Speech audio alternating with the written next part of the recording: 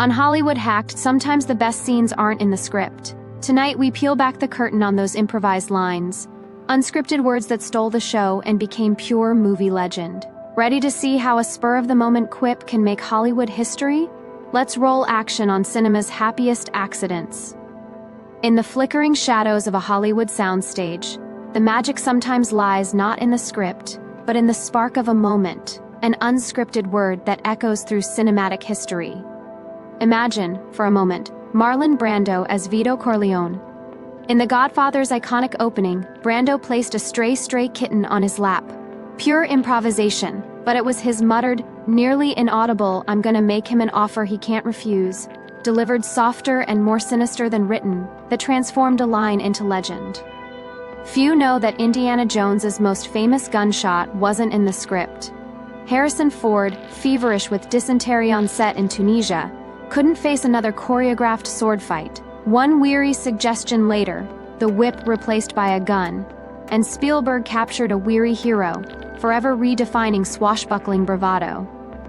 Sometimes brilliance is born from frustration. In Jaws, with the mechanical shark malfunctioning endlessly, Roy Scheider turned to Spielberg and deadpanned, "You're gonna need a bigger boat."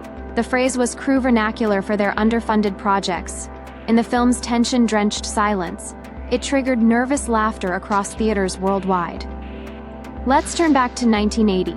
On the frozen soundstage of The Empire Strikes Back, Harrison Ford again discarded scripted romance. When Carrie Fisher's Princess Leia confesses "I love you," Han Solo's original response was "I love you too." Instead, 2 syllables, "I know." That act of understated swagger reshaped our idea of interstellar love. Occasionally, fate intervenes with tragic perfection.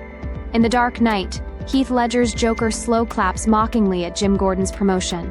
Unsatisfied with what he'd read, Ledger ad-libbed the entire reaction, every beat an unsettling lullaby for chaos. Silence speaks volumes.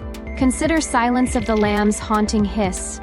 As Hopkins finishes describing his cannibalistic exploits to Jodie Foster's Clarice Starling, he punctuates with a chilling slurp, a sound so disturbing it was omitted from rehearsals and later kept in after horrifying test audiences. Comedy thrives on improvisation's edge.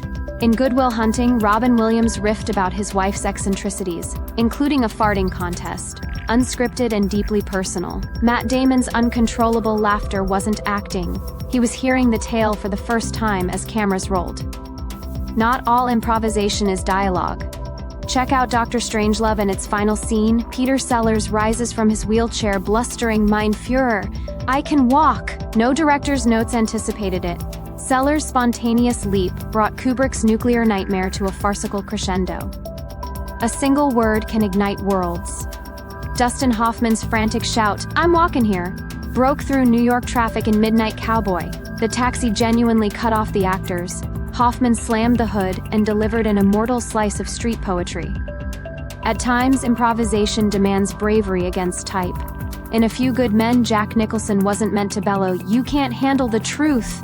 But when Tom Cruise pressed him one take too far, Nicholson exploded with furious candor that shattered courtroom conventions and left Cruise speechless.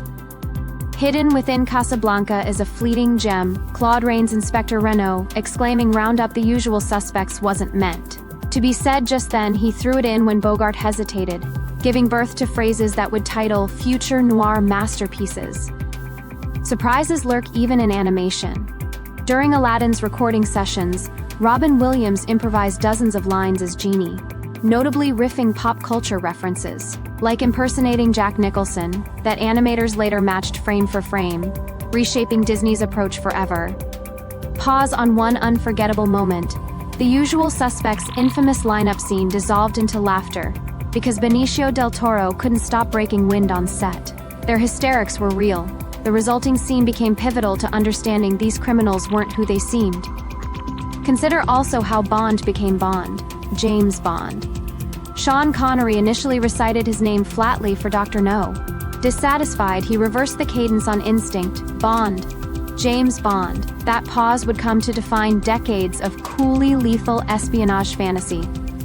If you had fun cracking the secrets with us, remember to like and subscribe for more Hollywood Hacked.